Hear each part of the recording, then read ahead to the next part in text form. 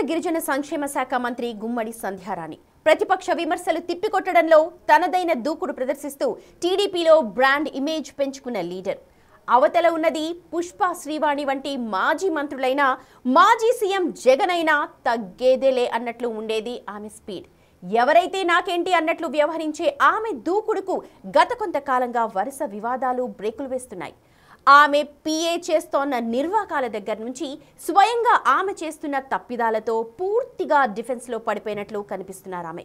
అసలు ఇంతకీ ఆమె ప్రాతినిధ్యం వహిస్తోన్న సాలూరు సెగ్మెంట్లో నడుస్తోన్న రాజకీయం ఏంటి చూద్దాం. గుమ్మడి సంధ్యారాణి రాష్ట్ర స్త్రీ శిశు సంక్షేమ గిరిజన సంక్షేమాల శాఖ మంత్రి. రాజకీయాల్లో ఆమె ఫైర్ బ్రాండ్. ప్రతిపక్షం విమర్శిస్తే ఎదురుదాడికి ముందుంటారు. అది జగన్ అయినా మాజీ మంత్రి పుష్పశ్రీవాణి అయినా తగ్గేదేలే అన్నట్టుంటుంది ఆమె దూకుడు. ఎదురులేని మనిషి. ఎవడైతే నాకేంటి అనే సినిమా టైటిల్స్ నావే అన్నట్లుంటుంది ఆమె రాజసం. ఎలాంటి బూతులు లేకుండా సటైరికల్గా సాగే ఆమె ప్రసంగం అధికార పక్షానికి ఫుల్ మజా అయితే ప్రతిపక్షానికి మాత్రం బేజారు. 11 రెడ్డి అంటూ జగన్ను తిట్టినా, విజనరీ అంటూ చంద్రబాబును పొగిడినా ఆమె వాగ్ధాటికి తిరుగులేదు. పొలిటికల్గా ప్రతిపక్షంపై ఆమె చేసే కౌంటర్ ఎన్కౌంటర్ల కన్నా దారుణంగా ఉంటుందనే టాక్. విపక్షాలను ఏకి పారేయడంలో పేరుకు తగ్గట్లే ఉమ్మడి విజయనగరంలో ఆమె రాణి. తొనుకు బెనుకు లేకుండా సాగే ప్రసంగాలతో ప్రత్యర్థులకి వణుకు పుట్టిస్తారు అనేది పొలిటికల్ సర్కిల్స్లో నడిచే చర్చ. అయితే ఇదంతా నిన్న మొన్నటి వరకు. ప్రస్తుతం సీన్ రివర్స్.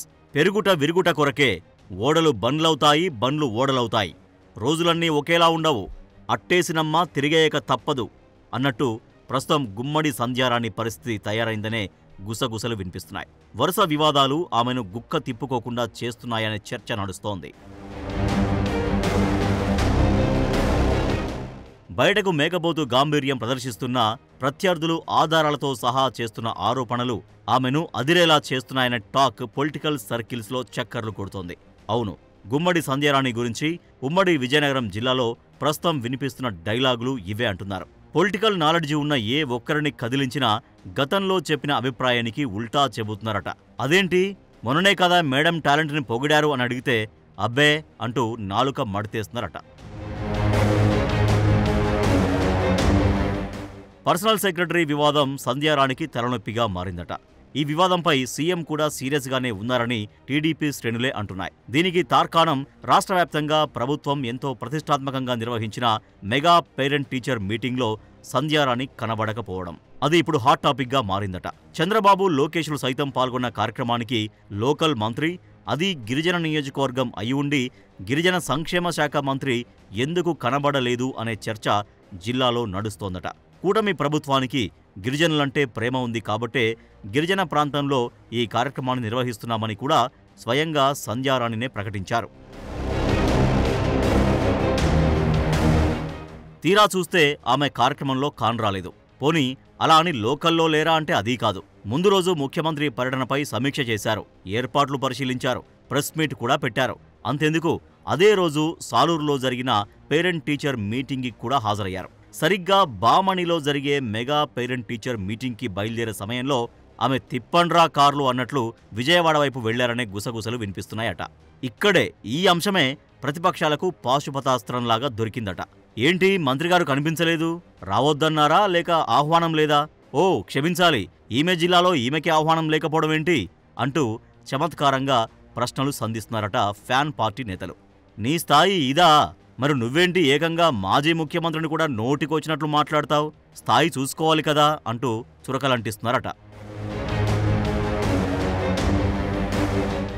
అలా అని ఇదొక్కటే కాదు, వివాదాల సుడిగుండాలు ఆమెను చుట్టుముడుతూనే ఉన్నాయని చర్చ జిల్లాలో జోరుగా నడుస్తుందట. పార్టీలో సీనియర్లకు విలువ ఇవ్వకుండా వైసీపీ నుంచి వలస వచ్చిన వారికి ప్రాధాన్యం ఇస్తున్నారనే విమర్శలు వెల్లువెత్తుతున్నాయి. ఈలోపే 3 గురుకుల వసతి గృహాల బాలికలు జాండీస్తో చనిపోయినా హుటాహుటిన బాధిత కుటుంబాలను పరామర్శించకపోవడం, హాస్టల్స్ను పరిశీలించకపోవడం ఇవన్నీ ఒకదానికొకటి ఊపిరి సలపకుండా చేశాయి.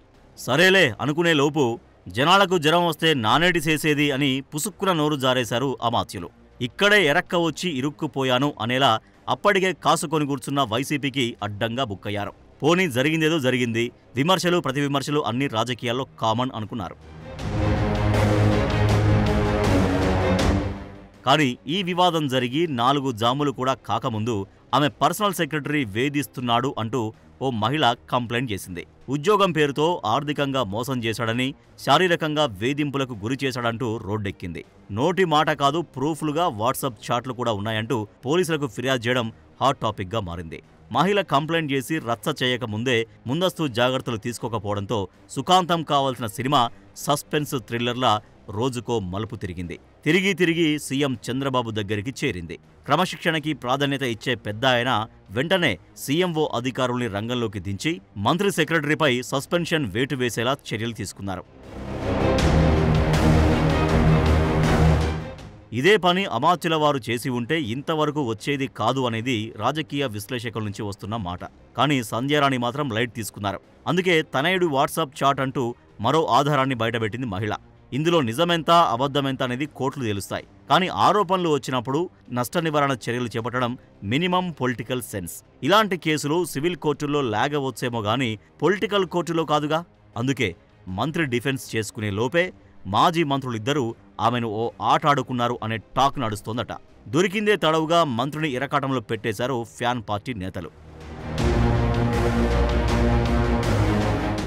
ఇలా ఒకదాని వెనుక ఒకటి వెలుగు చూస్తున్న అంశాలు మంత్రిని ఉక్కిరి బిక్కిరి చేస్తున్నాయట. చూడాలి మరి మంత్రి సంధ్యారాణి పొలిటికల్ సైన్స్ ఎగ్జామ్లో ఎలాంటి రిజల్ట్తో గట్టెక్కుతారో.